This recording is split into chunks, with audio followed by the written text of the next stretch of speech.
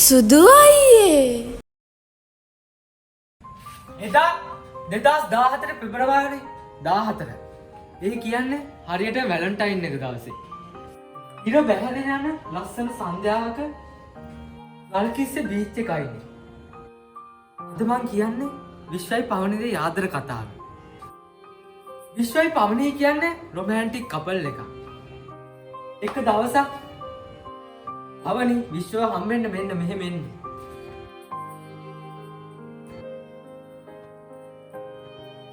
මෙහෙම ඇවිල්ලා එක තැනක නවතින. එහා පැත්තේ විශ්ව එනවා.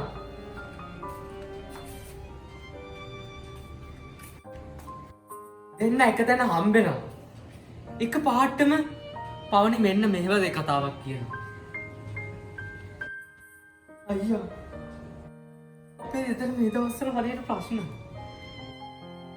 මොකද අපි දෙන්නේ සම්බන්ධ වෙන තාත්තා විරුද්ධයි. ලබන මාසේ මාව UK යවන්න ඉන්නේ. එහෙම කිව්වට පස්සේ විශ්ව කියනවා මෙන්න මෙහෙම කතාවක්. පවනි ඔයා කලින් මට ඔහොම එකක් කිව්වේ නෑ. ඇයි එකපාරටම ඔහොම වෙනස් වෙන්නේ?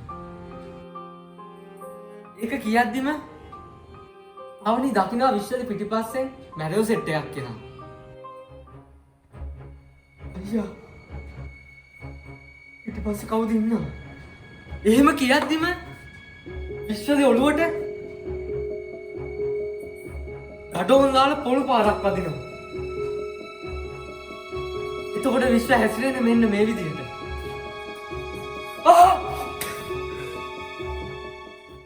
එහෙම වැටෙද්දි පවනි මෙහෙම අඬන්න ගන්නවා.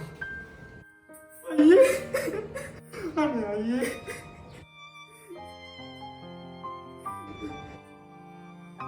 එහෙම අඬද්දි එක පාටම ඩෝන් දාලා අකුණු සද්දයක් ඇහෙනවා. විශ්ව නැගිටින්නේ බය වෙලා. එතකොට තමයි විශ්ව දන්නේ මේකේ හීනයක් කියලා. මේක දුක්බර හීනයක්ද? ආදරණීය හීනයක්ද? ඒක ඔබම තීරණය කරන්න.